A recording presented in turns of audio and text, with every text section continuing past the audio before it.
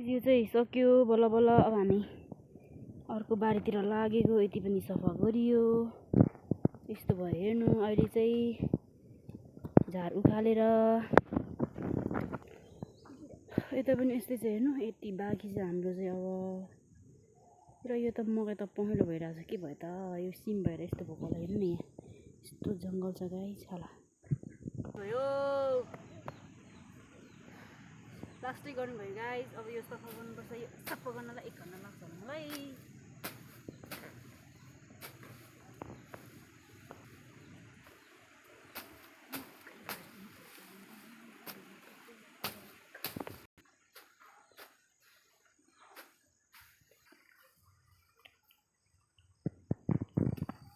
बारीमा झर्ने बाटो नै छैन कि गाइस। अब यो सफा गरेर झर्नुपर्छ। त्यो चाहिँ उफ्रेर गइसक्यो काम गर्न। Ready steady go.